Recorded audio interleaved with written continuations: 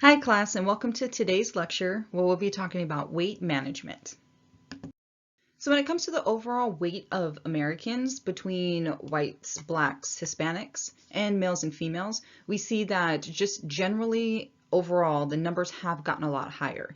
But one thing that we want to get away from a little bit is the idea that weight is the only thing that will say if you're healthy or not, which that is absolutely not true. As we looked at in the last lecture, we know that your weight, your total body weight, includes your fat, your muscles, your bones.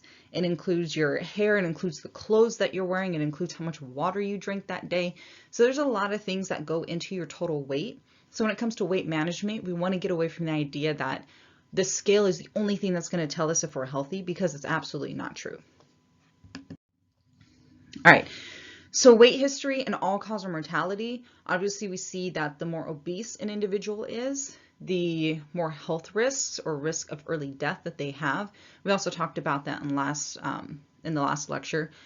But we also want to keep in mind the lifestyle of these individuals, because lifestyle plays a huge role. So just because you're obese doesn't mean you're going to die early. It just means that there are some lifestyle changes that maybe you need to change, such as stress. We know that stress is a huge, huge factor when it comes to putting on weight, especially for women. All right, so when we evaluate body weight and body composition, we're mainly evaluating the body composition. We really don't want to, again, focus too much on the weight, because a scale is just an arbitrary number. It just says you as a whole person, this is what you weigh as a whole person. It doesn't give any indications on how healthy you are. And honestly, in medicine, the main time to actually utilize weight is when you're dosing for medication. I mean, because you have to have the right body weight to give the proper dose of medication based off the mathematics that they utilize. So body composition is really what we're going to focus on for this lecture, because that's really what the most important piece is. And I have some examples later on to show you that weight in a lot of cases really doesn't matter. It's what is your body composition. So body composition, body are composed of fat-free and body fat masses. So fat-free, again, remember that's going to be like your muscle. That's really what we want to aim to gain, is muscle, because that's what really has been shown in science to create a healthier internal environment and body for us to be able to function and utilize our bodies for whatever we're trying to utilize them for in the world. So the body includes essential fat. That's important to write down, because there is fat that's essential. Again, we talked about the fat that are on the organs. Fat is a huge benefit to the body because it's a huge form of energy. And our organs, working all day and all night, they need those energies. And fat is the best form for them to get in. Fats stored in fat cells is going to be in adipose tissue. We have two types of kind of adipose tissue fat. We have subcutaneous, which is right under the skin. That's the little bit that you can actually like grab. And then we have visceral fat, which is around our major organs. So again, remember that we need fat. Our organs need fat. Our body needs fat. Our brain is made majority up of fat cells, or of fat components. So we want to make sure that we're not eliminating fat from our diet, especially when it comes to walnuts and seeds and avocados and lean meats or fishes. We want to make sure that we're really getting those in our diet, because our body depends on having that body fat, that healthy body fat. And percent of body fat is the portion of the body's total weight that is fat. Again, we can look at calipers, we can look at hydrostatic weighing, we can look at DEXA scans, which tells us this percent is going to be body fat and this percent is going to be muscle, this percent is going to be bone. Again, it's a whole composition. So the body has to work as a whole, and we need to start looking at the body as a whole. What are you wholly made of? And that could be a good indication of your health.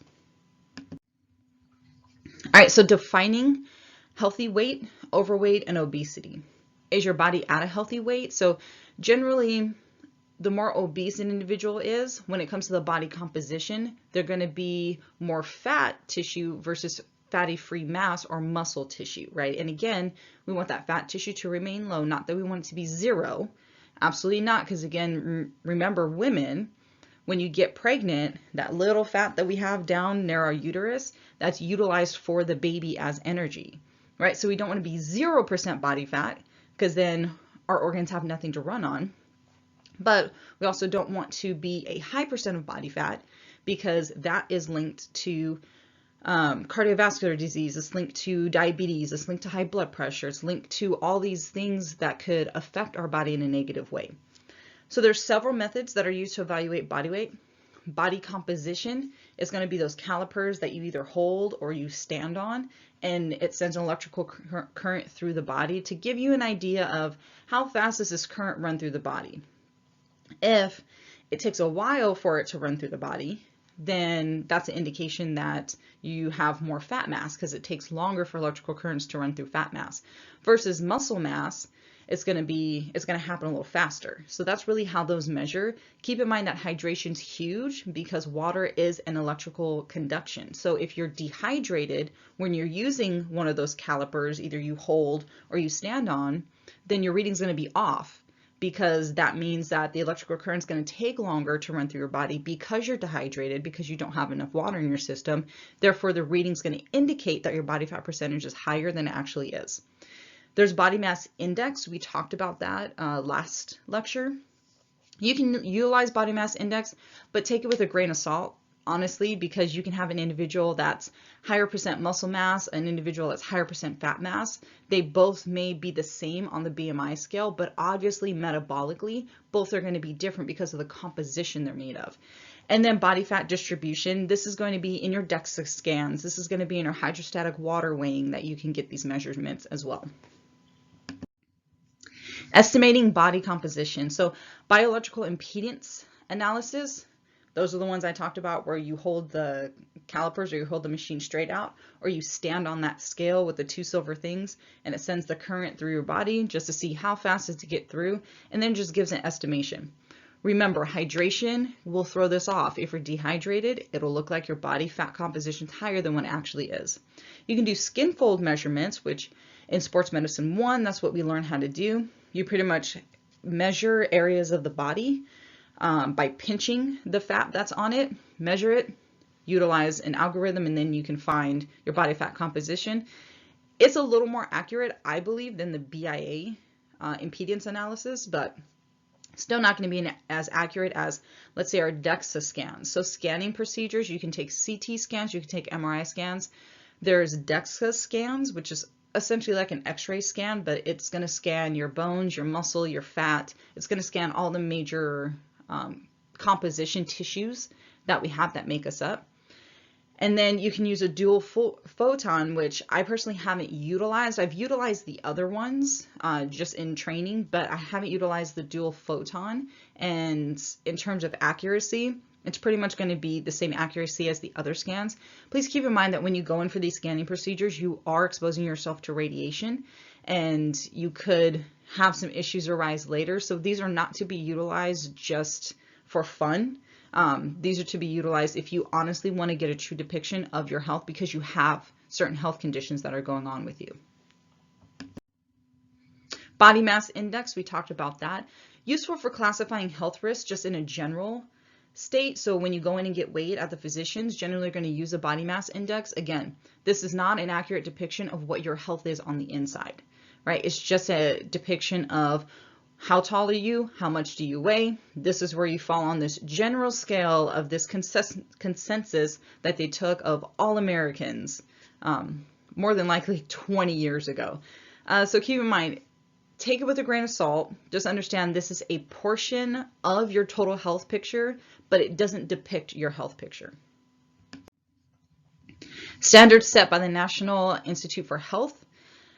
Between 18 to 5, if you're going to utilize BMI, between 18.5 to 24.9 is healthy. Greater than 25 is going to be overweight. More than 30 is going to be obese. Anything underneath 17.5 is going to be considered underweight. And that's where your physician may start to look at some eating disorders that might be there, or some possibility of some body dysmorphic disorder. And we'll talk about that in a little bit.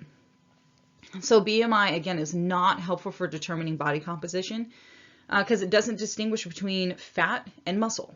It has no way to distinguish between that. All it can do is say, you're this tall and you're this big, and we're going to put you on this scale, right? Or we're going to put you on this graph. It has nothing to do with what you actually made of. So if you are a weightlifter, you're a bodybuilder, your BMI may show that you're obese, but you're not actually obese. That's just because of the limitations of that actual measurement device. All right, so body mass index classification and disease risk. Obviously, the higher up on the BMI you are, generally you're going to be classified for more health issues. So if you do find that you're utilizing a BMI and that your BMI is a little higher, one thing that I would recommend is start taking your basic vitals, right? Take a look at your resting pulse rate. That means you sat for 2 minutes, no movement. You take your resting pulse rate, you take your respiration, you take your blood pressure. Start with those first and see where those lie. And if those are outside of the parameters, then maybe go in for some blood testing and see what is actually going on internally. Am I malnutritioned in some way? Are my hormones acting in an appropriate manner? And again, the majority of this that we see, especially in the US, is lifestyle related. So all you have to do is figure out what areas of my lifestyle are not conducive for me to be healthy, and then let's go ahead and change those.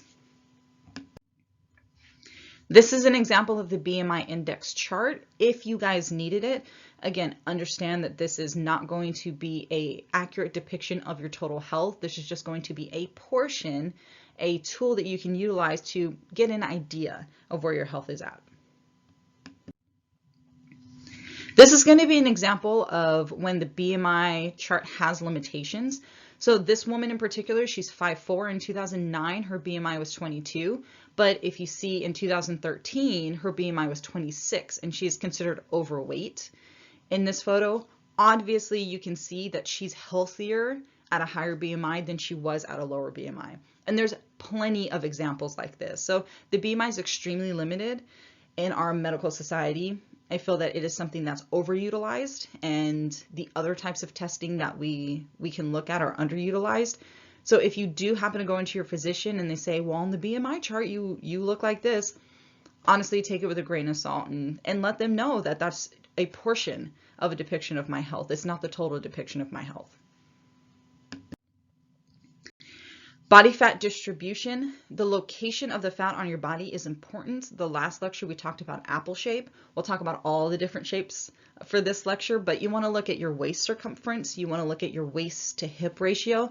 Some individuals, especially females, are just born with wider hips, right? Meaning that your abdomen or your waist circumference is probably going to be wider. That's because we need to have proper proportions on our skeletal system to make sure that we are adapted to whatever activities that we're doing and we're not going to break at a certain point, right? So those females that have the huge hips and the super small waist, that is not natural. That's not naturally how individuals are born.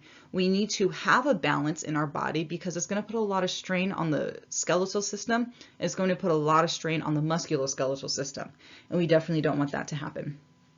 So in terms of shape, two general shapes, there's a lot of different shapes, but two general shapes. Apple shape is going to be closely linked to cardiovascular disease and other types of chronic metabolic diseases like high blood pressure, diabetes, early onset heart disease, stroke, and cancers. And that's because of where the fat lays on the body plays a role in how quickly you develop these different types of conditions. So if all of your fat is in your midsection, that's closer to the organs, that's closer to the essential organs, therefore more fat's going to accumulate quicker versus if you have a pear shape, meaning that fat storage is going to be in the hips, the buttocks, and the thighs. Here's an example of the different types of shapes that we have. Again, apple shapes, we know just based off research, is closely linked to metabolic syndrome just because of where the fat sits. Inverted triangle, that means you're a little larger or broader up top, and then you kind of slim down as you get towards the waist. Some swimmers, water polo players, just naturally, because of the nature of the sport, build up muscle up top and they thin down a little bit on the bottom. Pear shape, which is popular in our culture right now, where there's a lot of girth in the hips and the thighs and the buttocks. And then you have a rectangle shape where you're pretty much a straight figure up and down.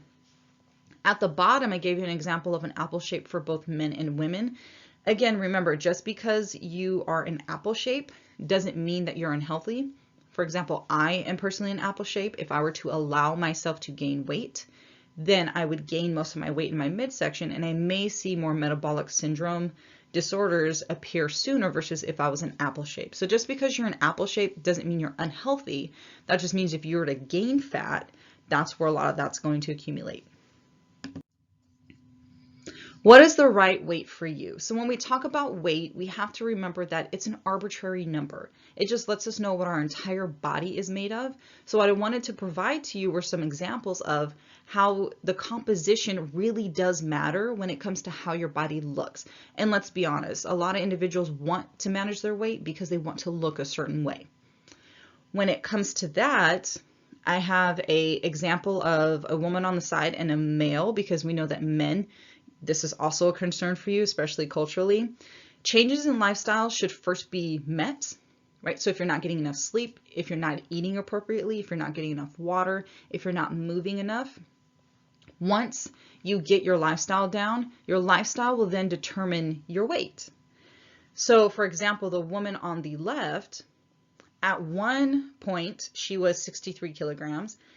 And at the next photo, she's still 63 kilograms. But you can see how the body composition, the fat versus muscle, has been altered. Her weight itself did not change. So stepping on the scale, the weight did not budge. But you can see that she replaced a lot of the fat tissue with muscle tissue. And we have to keep in mind that muscle tissue takes up much less space than fat tissue. So you can have the same weight of fat, you can have 5 pounds of fat and turn it into 5 pounds of muscle. It's still going to weigh the same, but the fat, just how it is naturally, takes up more space than the muscle does. Muscle doesn't take up a whole lot of space. Same with the male. At one point he started out at 175. The next he's still 175, but you can see the fat got replaced by the muscle. Therefore, his entire body looks a little different. Understandably, on the male side, I feel he was pushing his stomach out a little bit when he initially took this photo, but still the idea still remains the same. So you have individuals that say fat weighs more or muscle weighs more than fat. That's not true. That's like saying 20 pounds of feathers weigh more than 20 pounds of rocks. It's still 20 pounds. It's just you need less rocks to make 20 pounds versus feathers to make 20 pounds.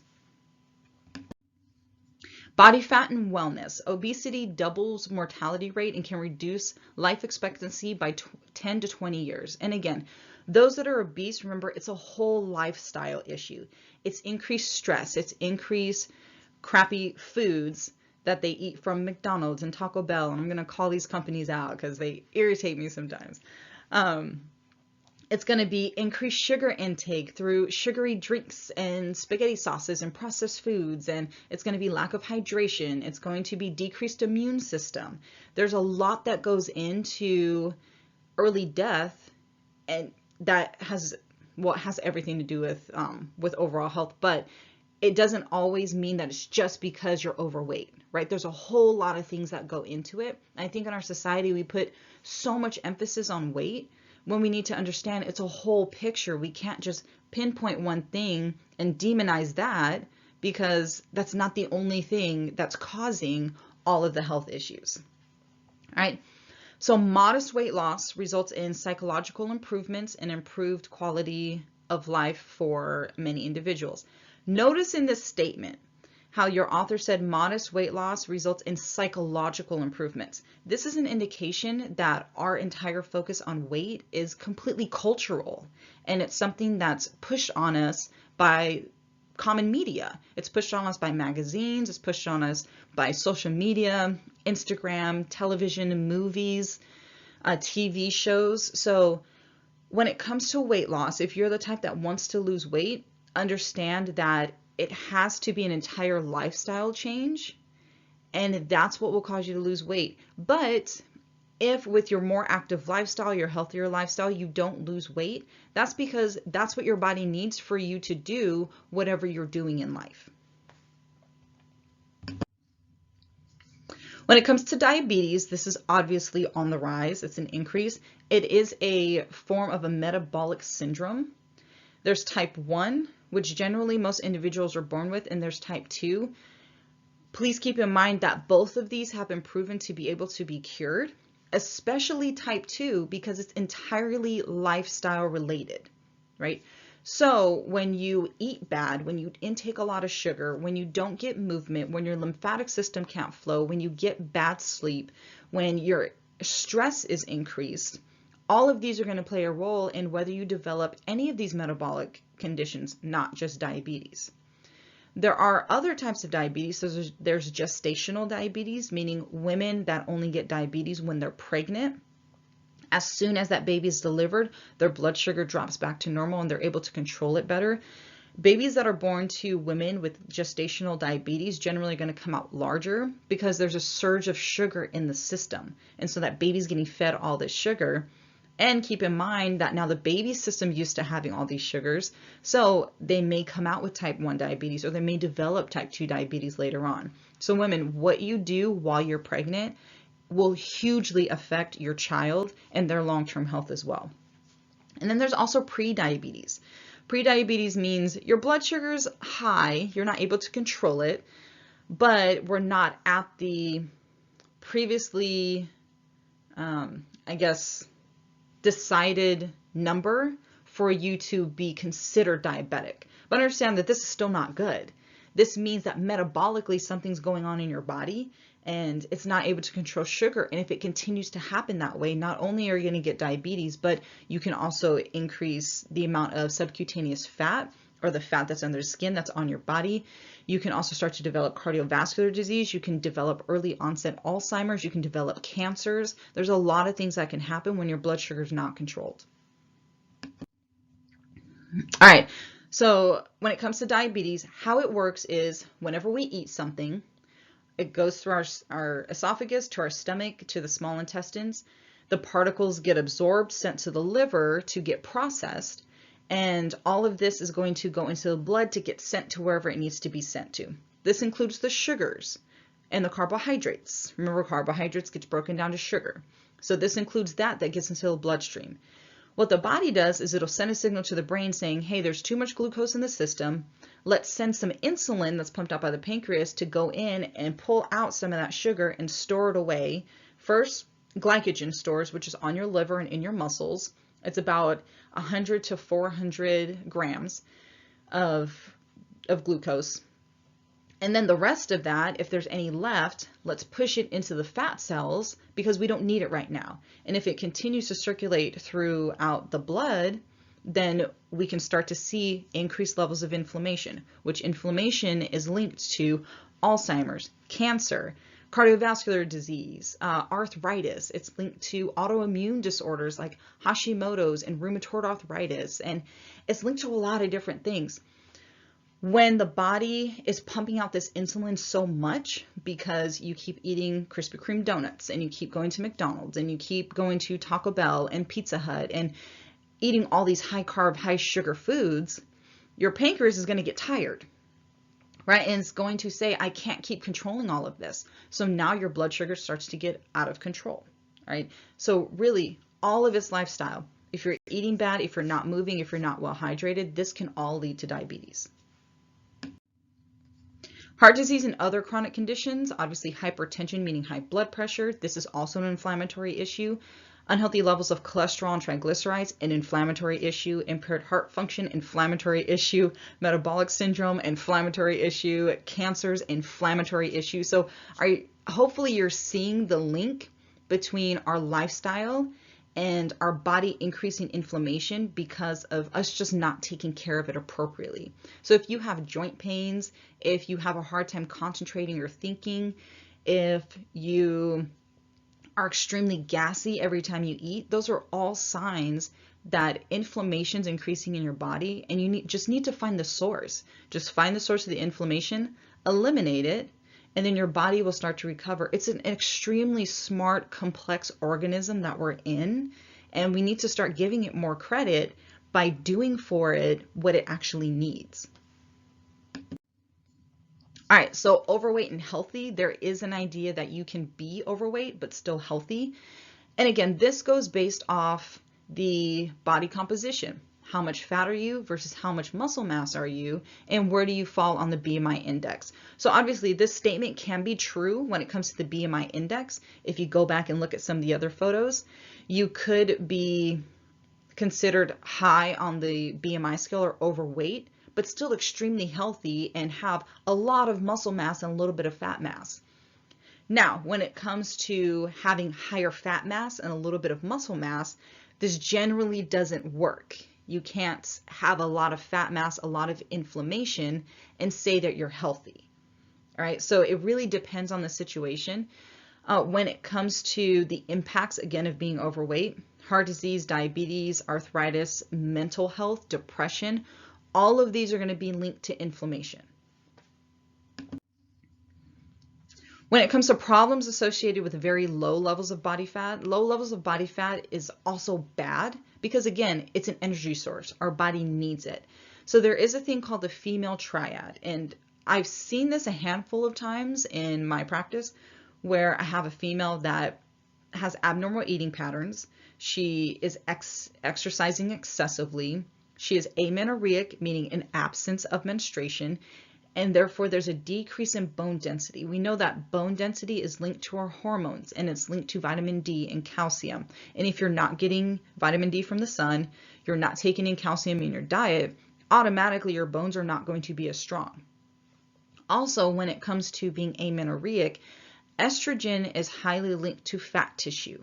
So if you have very, very low fat tissue that is in an unhealthy amount, then you can start seeing that your estrogen is going to downregulate and you're not going to have menstruation as often.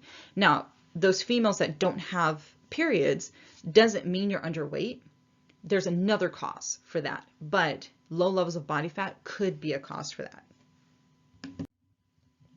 Here's a visual example of the female triad. Again, exercising and eating disorders, we will talk about that in a little bit.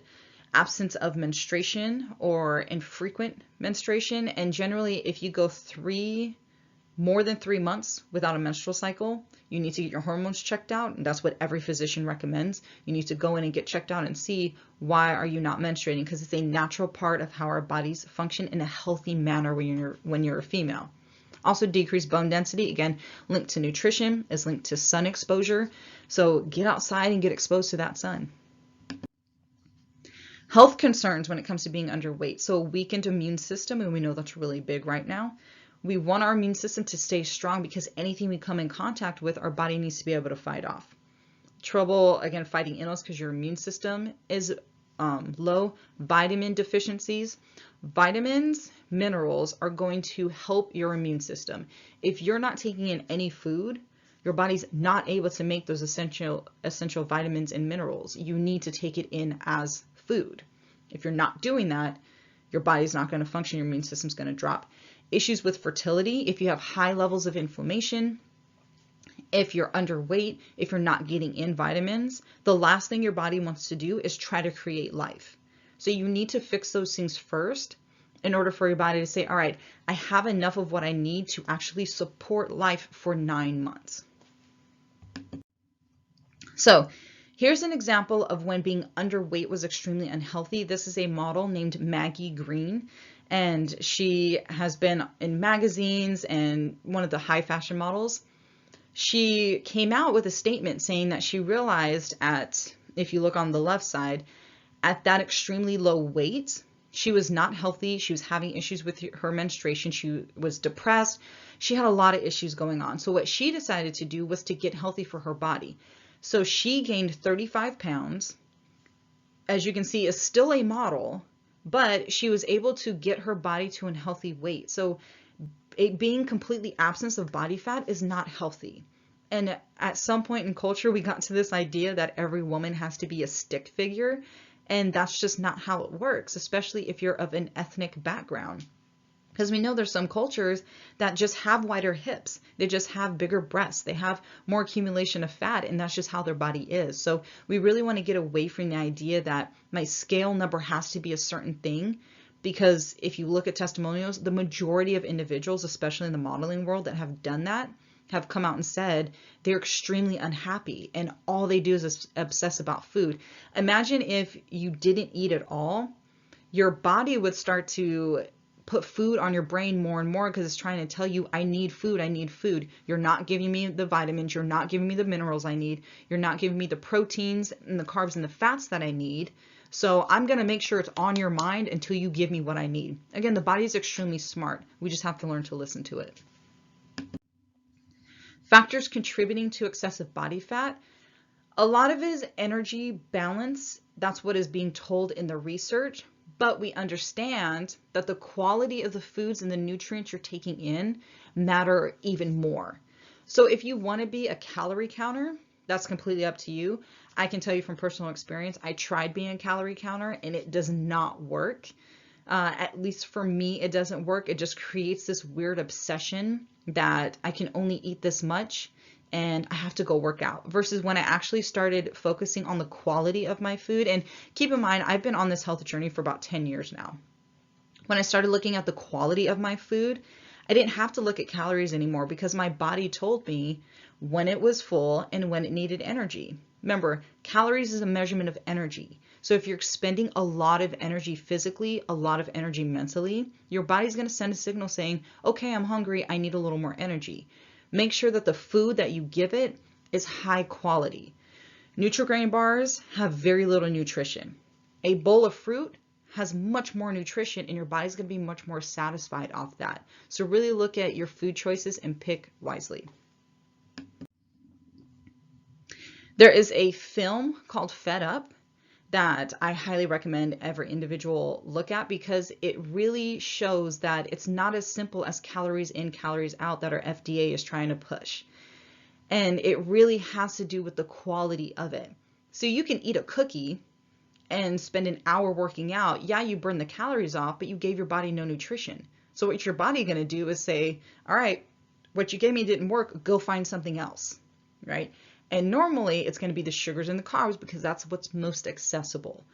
So while you want to have movement, understand that it's not all about calories in, calories out. It's so much more complex than that. Factors contributing to excess body fat, genetic factors.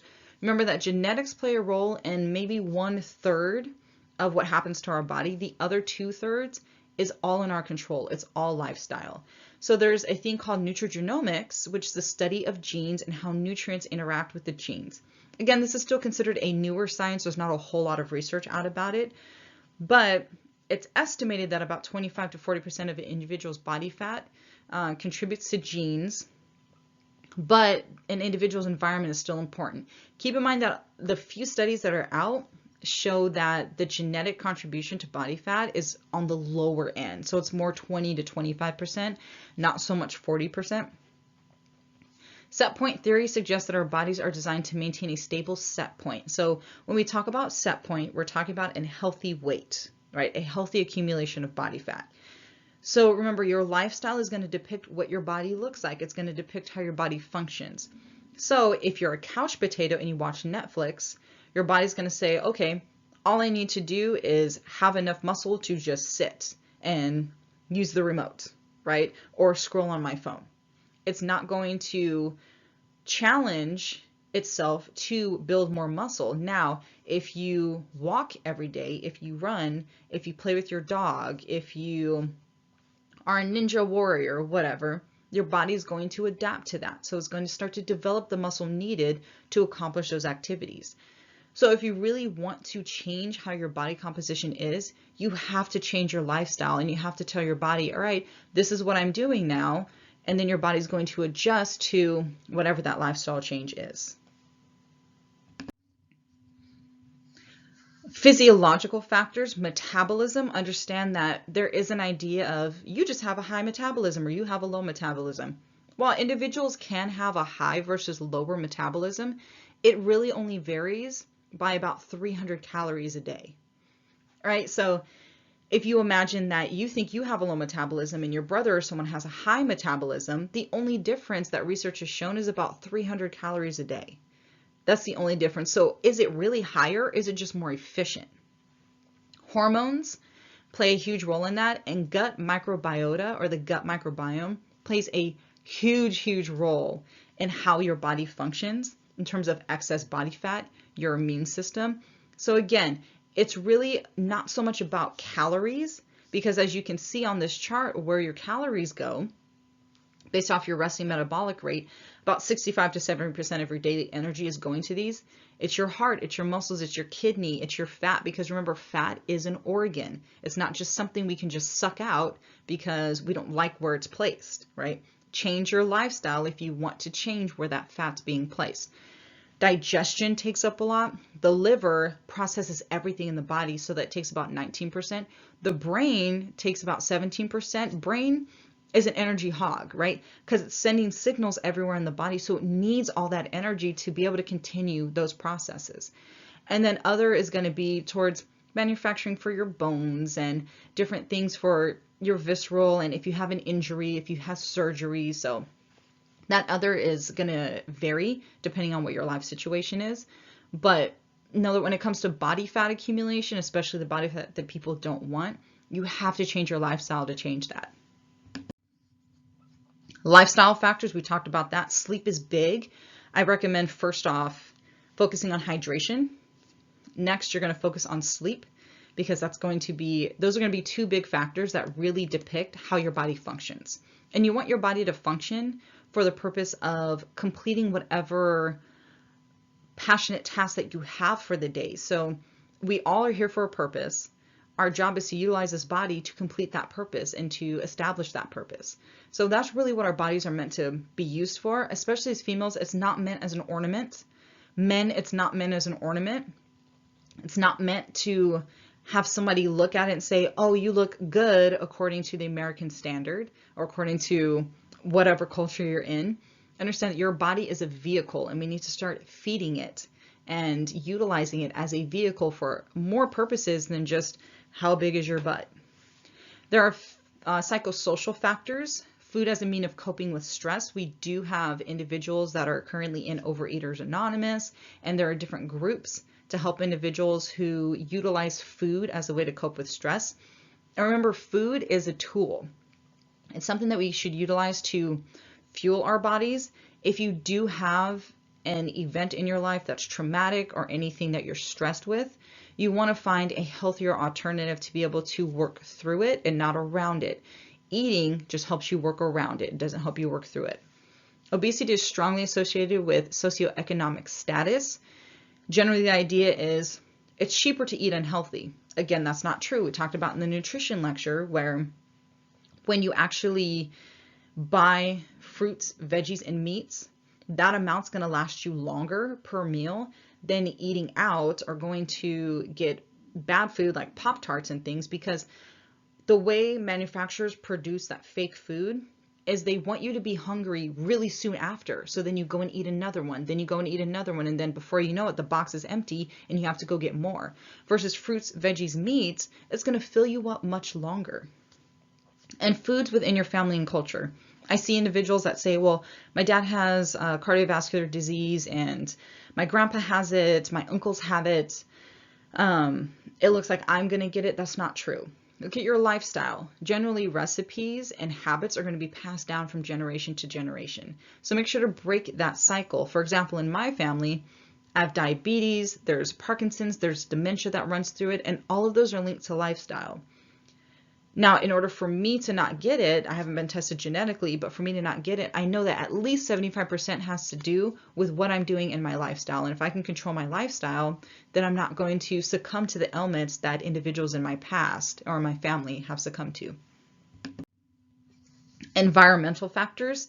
So there's an idea of obesogenic environments, meaning the food marketing, what kind of food is available, the pricing of that food, the production, the national agriculture policy. So understand that as simple as it is for us to do things to live healthy, there's a bigger corporation out there. There are individuals out there that make a lot of money off you being sick, and that make a lot of money off you not being healthy and have other agendas and alternative ideas on how your life should go. So don't take your environment as what it is. It doesn't mean that your health has to be what it is. You can always make changes. And the cool thing is that with technology and shipping, we have access to so much more than we used to have access to. It used to be whatever's in your community, that's what it is. But if you're in a community that doesn't have farmers markets, if you're in a community that only has liquor stores on every corner that sell chips and cookies and candies, if you're in an environment that Some places don't even have an actual grocery store. There are services that you can utilize now that can help bring that healthy food to you. Designing healthy communities can help combat obesity. Obviously, we're still working on that. There are some legislations that passed more parks, so children can get out and run more. Again, it's based off the idea energy in, energy out, when we really need to focus on what we're putting into our bodies. Absolutely, movement's important, but it starts with what we're putting into our mouths. All right, so the new abnormal. Back in the day, if you take a look at photos, the average meal from a fast food restaurant is smaller. It's normal. Nowadays, we have all these jumbo size options because our appetites just keep getting bigger and bigger and bigger. Remember, if you're not expending a lot of energy for that day, your body's not going to require a lot of energy. But you have to be able to listen to your body, and the biggest way that individuals are not able to listen to their body is by filling it with these chemical-laden products that they call food and expecting our bodies to function normal. Remember, those foods do not have the nutrients and vitamins that we need. Therefore, if we're filling our bodies with this food, it could be a lot of it.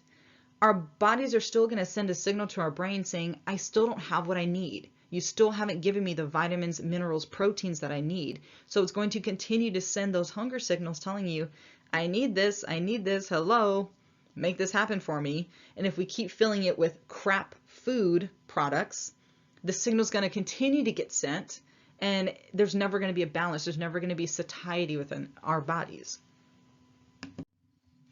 Adopting a healthy lifestyle for successful weight management. So again, weight is going to be your overall body composition. We're really looking at fat mass versus muscle mass. So slow weight gain is a major cause of overweight and obesity. You don't just wake up 35 pounds heavier with more fat mass on you. This is a gradual process. So understand with that, to get rid of that extra fat mass is going to be a gradual process. There's different dietary patterns that you can follow. I talked about the limitations for the FDA and USDA dietary guidelines. Again, a lot of it recommends higher carbs, which we're finding in science is not the way to go. Actually, your body functions more off of proteins and fats versus carbs. So don't get caught up in the whole high carb or you need carb scheme, because that's what I was taught in my multiple nutrition courses, was your brain can only utilize glucose. So for a while I was teaching your brain can only utilize glucose, you need glucose. But then I looked deeper into the science and I realized that's not actually true. Replacing energy dense foods with nutrient dense foods, right? Again, I urge you to just for 1 week try, don't count your calories, don't look at the calories, look at the nutrient density of your food. If you're looking at your food and it's in a box and you see that there's very little vitamins, very little minerals in it, I would go for something more natural, right? Veggies, fruits, meats. Try that for 1 week and just see how you feel. Guaranteed you're going to feel so much better. Eating regular balanced meals doesn't mean you have to eat 6 times a day. Some people's bodies don't function off of 6 times a day eating.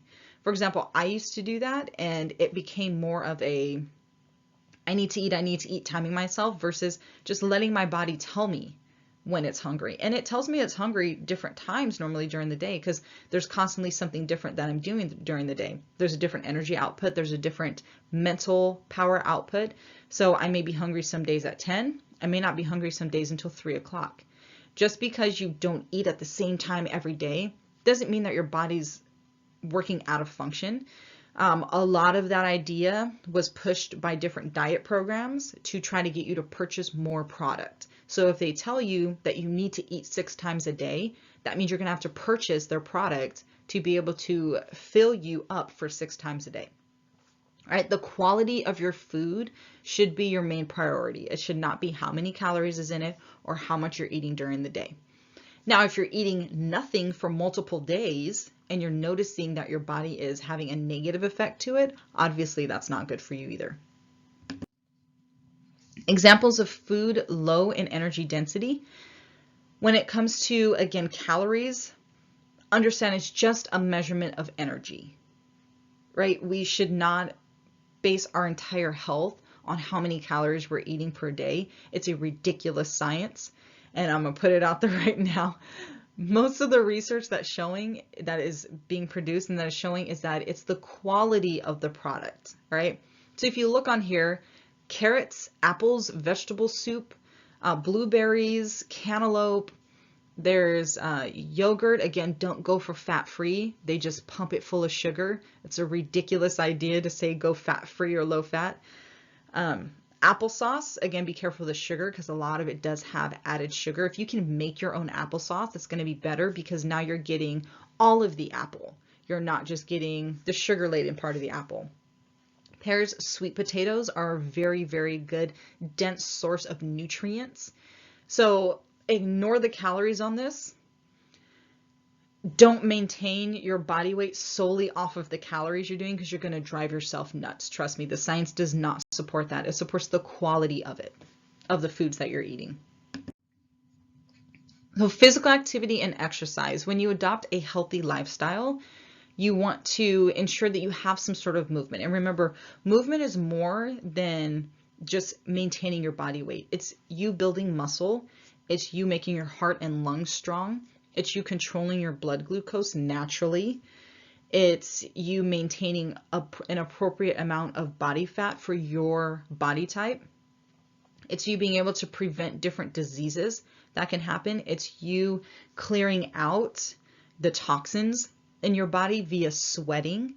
It's you getting your lymphatic system moving so it can pull out those toxins so you can keep your toxic level low in the body. It's increasing your immune system. So there's a lot that goes into you just moving, and it doesn't have to do just with the scale, right?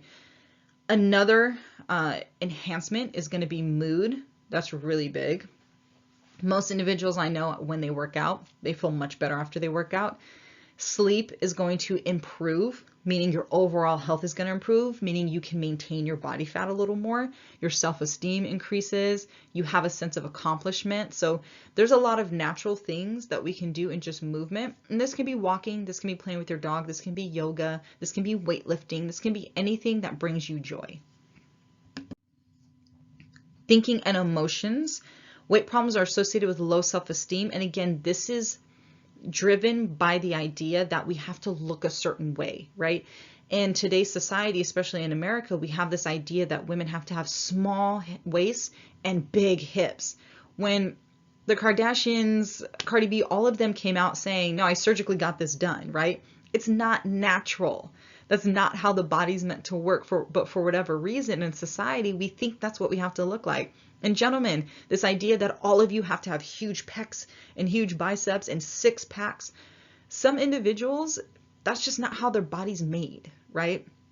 So understanding that we need to have more positive self-talk with ourselves and understand our body is more than just an ornament. It's more than just what it looks like. It's how is it functioning? How are you able to help individuals in your family, in your community? How are you able to be a positive influence on the younger generations to show them that I'm more than my body. I'm my brain. I'm what I can actually do. I'm how I communicate. I'm the relationships that I develop, right? So self-talk is huge, and you want to make sure that you're kind to yourself, right? If you have some areas on you where you're like, I wish it was like this, I wish it was like this. Again, remember, your body is a depiction of your lifestyle, all right? So if you want to have an image of a lifestyle that's high in activity, that's healthy, that's nutrient filled, you need to start doing that. That's the way you get that. Coping strategies. Develop appropriate coping strategies to deal with the stresses in life instead of stress eating. Maybe you go on a walk, right? Maybe you sit and meditate. Maybe you play with your little brother or sister. Maybe you journal, right? There's a lot of things that you can do to alleviate stress that doesn't cause you to eat a whole box of Oreos or a thing of ice cream because you're stressed or sad.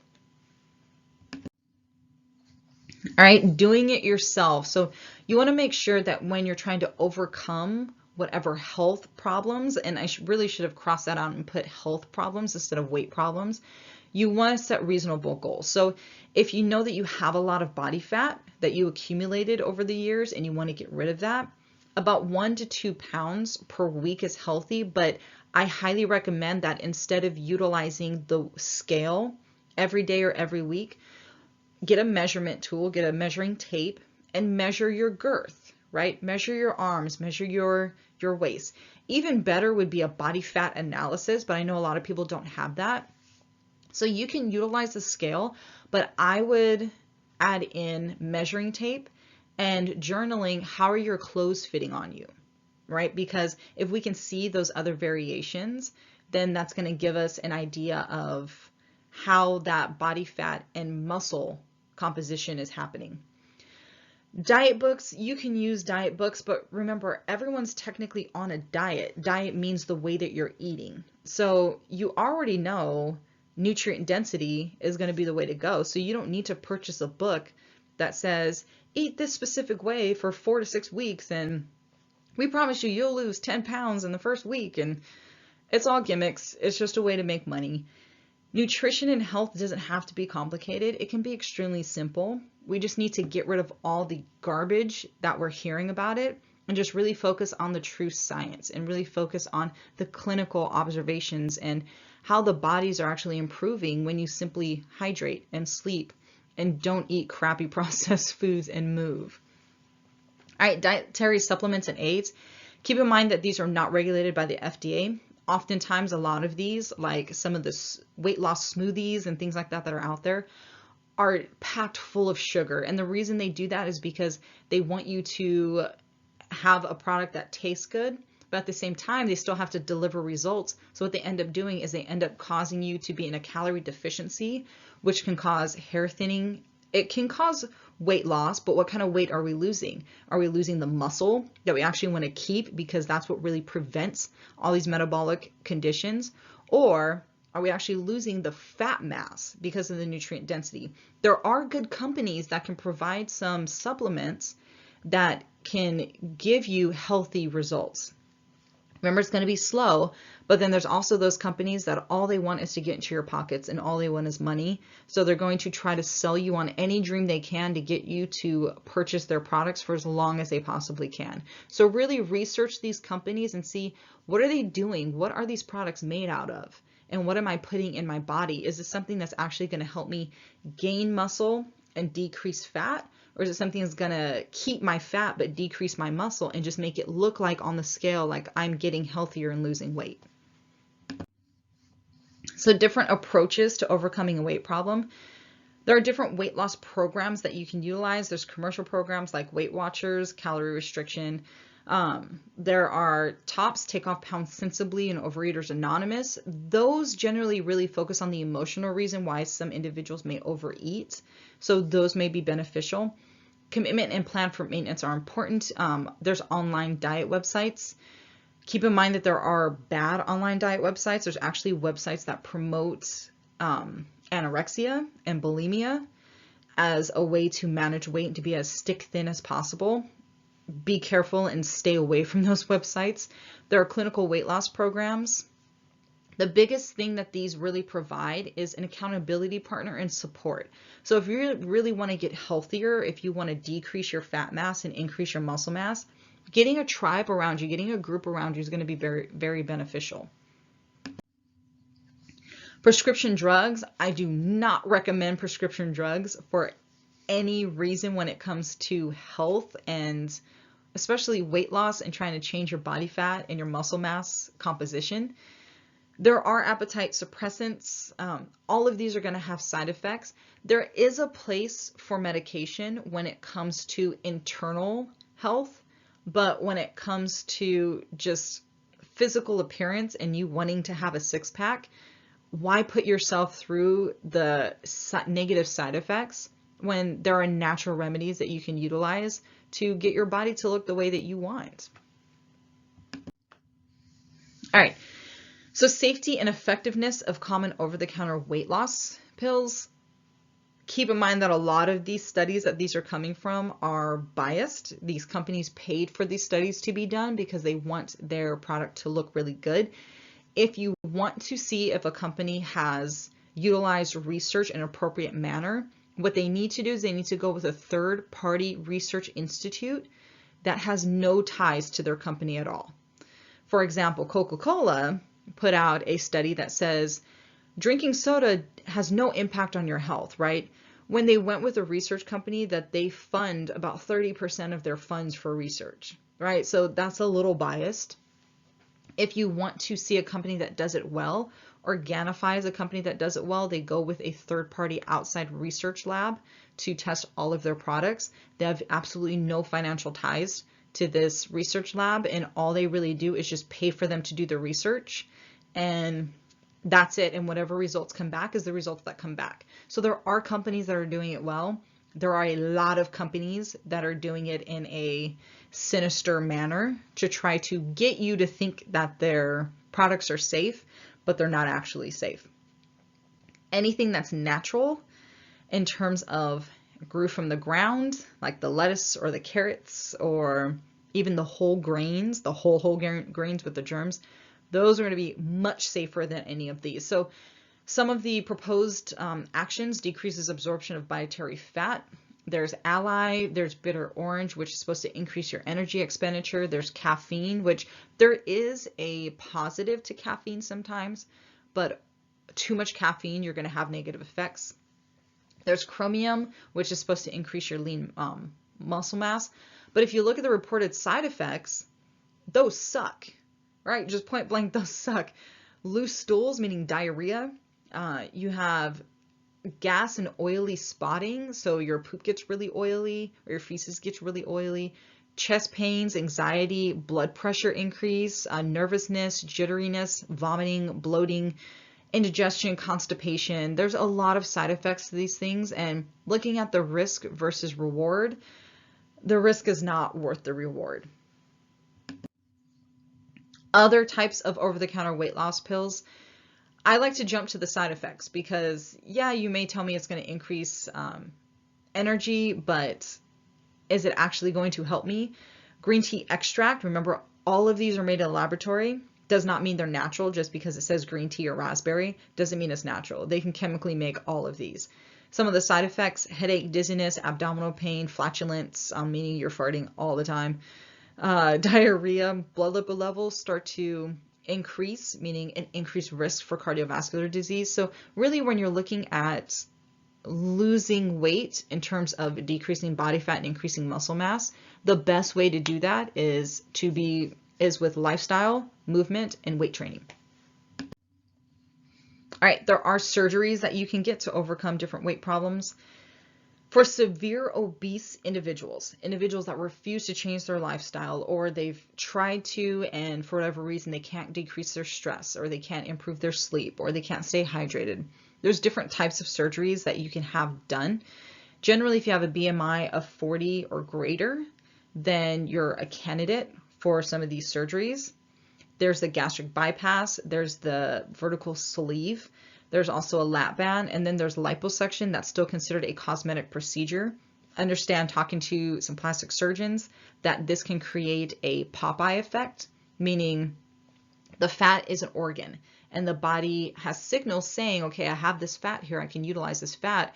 When you suddenly take that fat out, the body goes into a survival mode. And what ends up happening is, because you took all that fat out, now I have to bring back that fat because I was using it as an organ. That's what your body's saying. I was using it as an organ.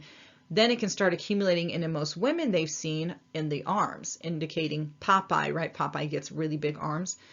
So your waist is small, but now your arms are really big because you decided to take out a whole host of fat organs just because you want your body to look a certain way. Getting deeper into these different surgeries, all the different surgeries that you have are going to assist with portion control. So if you take a look at the top, you have the gastric bypass, which pretty much they make a smaller stomach for you, meaning you can't eat as much. For the lap band surgery, again, they cut off part of your stomach, creating a small little pouch, meaning you can't eat as much. Then the gastric sleeve, they cut off a portion of the stomach, making it smaller, meaning you can't eat as much. So all of its portion control, it's extremely dangerous, and we're seeing a lot of negative side effects, especially from the lap band mechanism, because it is a foreign material. Sometimes there's plastic, there's heavy metals in it, and that's causing high levels of inflammation in individuals and creating cancers and autoimmune disorders. Individuals that have the gastric sleeve or the gastric bypass, They cannot drink carbonated beverages because that can cause a rupture in the stomach because the carbonation increases the volume. There's a lot of gas issues. There's vomiting issues. There's nutrient deficiencies that happen because you're not able to take in the amount of nutrient-dense foods that you need. So those individuals are generally going to have to eat more throughout the day. They can't just eat one large meal and be good because their stomach can only take in so much now. Body image and eating disorders. So this is where we start to get into the eating disorders. Body image is going to be your mental representation of what you think about your body, your attitudes towards your body, your emotions and your thoughts towards your bodies. And unfortunately with media, we have a lot of individuals that hate their bodies and they don't like the way that they look, but you need to understand that your body is so much more than what it looks like. It's helping you to take care of your little brothers and sisters. It's helping you to get a job, to help out your parents. It's helping you to learn and to progress in your career. And for some of you, your body is going to help heal other bodies. So please keep that in mind and please be kinder to your bodies and everything that your body does for you. There is a disorder called BDD or body dysmorphic disorder, and this is going to be a constant preoccupation with body imperfection. So these are going to be individuals that consistently look at their bodies over and over and over. When they're passing by a mirror, they look at their bodies. When they're talking to someone, they're covering their stomachs, right? So there's a constant thought about your body, and this can be related to OCD or obsessive compulsive disorder. So on the next slide, we'll talk a little more about these different types of eating disorders, and I have some examples for you.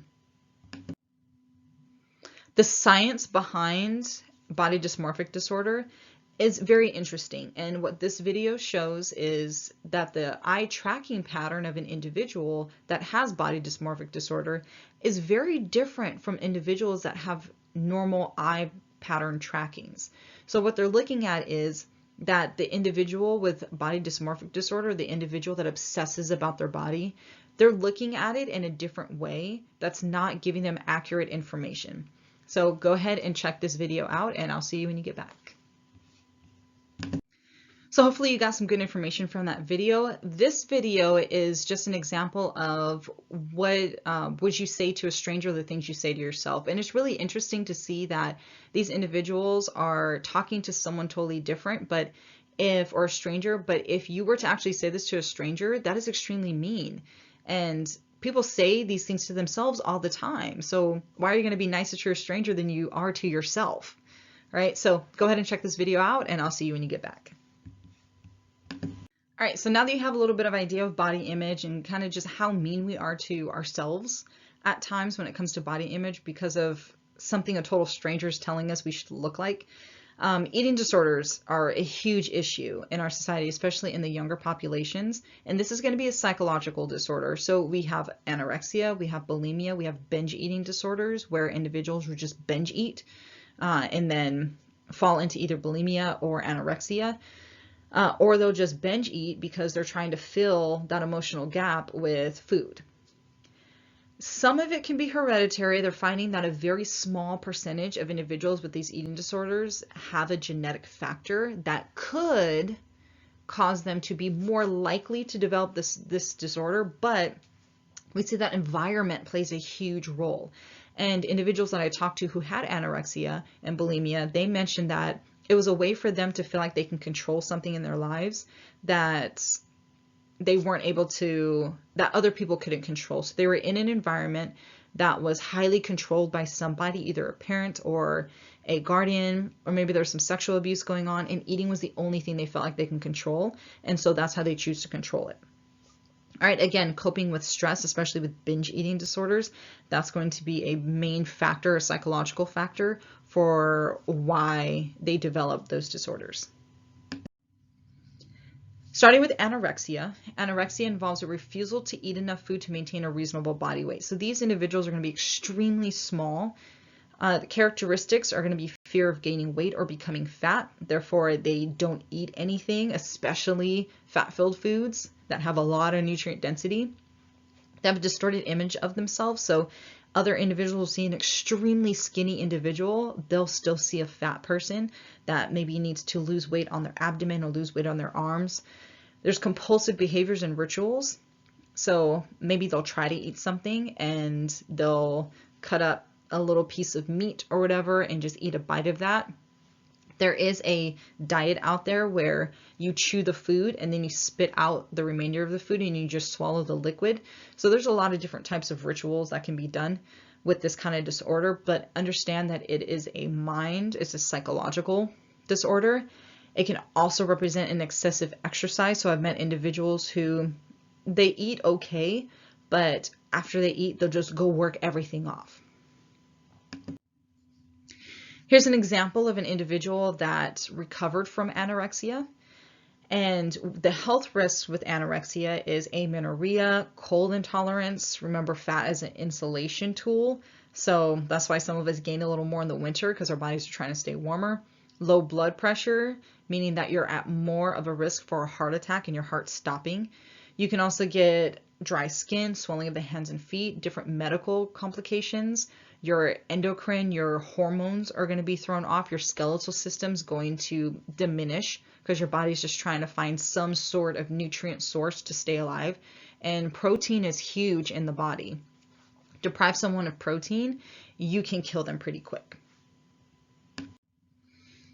Bulimia is going to be characterized as recurring episodes of binge eating followed by purging. And the purging can happen in different ways. So most individuals think of bulimia as they're going to go throw something up. The binging can happen in excessive exercising. That can also be a binge. Or some individuals take laxatives to flush out whatever they ate. So there's different types of binging, so don't think it's just throwing up. Most individuals who have bulimia are going to eat in secret, so then they don't feel as guilty when they go and binge. It's going to be a rapid consumption of food by a quick release of that food. So they're going to eat because their body's like, I need food. You're not giving me the proper food. They're going to eat. And then they're either going to go to the bathroom really quick, or they're going to go for a long run, or they do something immediately after that eating to purge themselves of what they just ate. And again, in both situations, these individuals are extremely malnutritioned. And so you could have an individual that has excessive body fat, but if they have these types of disorders, then you're going to see a loss of hair. You're going to see that their skin loses luster. You're going to see that their teeth start to get bad and their bones get brittle and their periods may go away and their muscle mass is going to decrease. So there's a lot of negative effects that come from these types of activities or these types of rituals. And you want to make sure that if you are experiencing any signs of anorexia or bulimia or binge eating, that you really go talk to a professional to see why are you starting to experience these things and really work on that and fix that. Some side effects of bulimia nervosa, or being bulimic: eroded tooth enamel, that's from those that decide to purge via throwing up. Deficiency in calorie intake, obviously anorexia, bulimia, all of those are going to show decrease in calorie intake. And keep in mind that our bodies utilize calories for energy. So if they're going to continue to work, they need energy to be able to work. Liver and kidney damage. Your liver's not getting the vitamins it needs. Your kidney's not getting the vitamins and minerals that it needs. Therefore, it's going to build up toxicity in the body. Cardiac arrhythmias. So you can start to see your heart starts to beat differently, beat in an inefficient manner because of the lack of potassium and magnesium that you're not getting in your diet. Chronic hoarseness, because your hormones are thrown off, therefore your vocal cords are going to get affected. Esophageal tearing, again, especially those that utilize purging or utilize vomiting as a form of purging. Ruptures of the stomach, menstrual problems, and depression. So there's a lot of negative side effects that come from just wanting to be small. Binge eating disorders, this is going to be uncontrollable eating followed by feelings of guilt and shame about weight gain. So this, I feel, in culture is a little more common because we have those individuals that get that carton of ice cream and they just eat the whole thing and then they feel really bad about themselves afterwards and say really mean things to themselves about it. Generally, it's going to be rapid eating, eating that is eating to the point where you're extremely uncomfortable, eating when you're not even hungry, preferring to eat alone. If you're finding that you're preferring to eat alone by yourself instead of with a group, and really eating was meant to be a social interaction with other individuals. So eating by themselves, there's studies that show that that can lead to eating disorders. It can lead to weight gain or inappropriate weight gain in terms of more fat than muscle mass being gained. It can lead to anxiety. It can lead to depression. So really humans were meant to be tribal. We're meant to have people around us. We're meant to be social. And eating is one of those situations that should absolutely be a social event. Other patterns of eating disorders, so feeding or eating disorders that do not meet the diagnostic criteria of anorexia, bulimia, anything else, can be seen as other specified feeding or eating disorders, or OSFED. So typically, if you find that you're night eating by yourself, that you're wanting to purge, you're having the urge to purge after you eat, that you have this intense feeling of guilt when you eat, you want to go talk to somebody, because you could be developing, or you could have already developed, one of these disorders. And as you can see, it's extremely unhealthy. So you want to ensure that you get that taken care of and you find out the reason as to why you're developing this kind of disorder. Treating eating disorders must address the eating behavior and the misuse of food and how the food is being utilized to manage stress and emotions. So again, psychotherapy can be a good method. Medical management can be a good method. I do have a friend who is anorexic, and she developed that because her mom kept calling her fat when she was little growing up. And mind you, she is Haitian, and so she's just naturally thicker. But because of that being put into her mind, she developed an eating disorder, and now she's been dealing with it. But it's obviously going to be a challenge, especially when there's ideas put into your mind that your body is wrong for the way it is. And mind you, she was an avid swimmer. She was on a swim team. She was extremely good at that. She didn't eat crap. She's just a thicker woman. There are other situations where especially females can start to really analyze and look at their bodies. If you had aunts, uncles, moms, dads, whoever, who consistently stood on the scale, who consistently put weight as a priority, then you could have developed some of these disorders. So some of these disorders, in fact, a lot of them are not your fault. If you do suffer from them, or you have someone, or you know someone that suffers from them, it's not your fault. You just have to find the stress. You have to find why that disorder has happened in the first place, and then you can identify patterns and start to change lifestyle patterns and improve coping skills to be able to help with that. Positive body image. Simply finding a balance is going to be huge, right? Knowing when you've reached the limits of healthy change is critical. So you may want to lose weight, but understand that sometimes your body doesn't want to necessarily change the weight. You just need to change the body composition. So you need to change your fat mass versus your muscle mass. I recommend, when you're truly trying to find what your balance is, what your body balance is, first off, take a break from social media for 24 to 48 hours.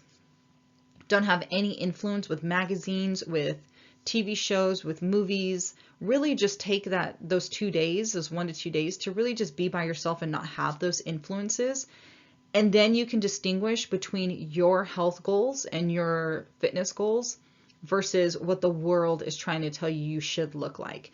And remember, in the magazines, those models don't even look like that themselves, right? That's called Photoshop. And I know a lot of you know about Photoshop. So understand that these images that are being fed to us, both men and women, people don't look like that. Those are not real people. Those are made up people on a computer screen that for whatever reason society is saying, oh, you have to look like that. And if you don't look like that, then there's something wrong with you. No, there's not, right? Because nobody looks like that. A couple documentaries that I recommend, I highly, highly recommend. One for the women, one for the men. For the men, this is called The Mask You Live In. And I recommend for both men and females, or both males and females, to watch both of them, because it gives you a really good viewpoint on the different challenges that both genders have in society. So The Mask You Live In is about the pressures that men have to look a certain way, to act a certain way.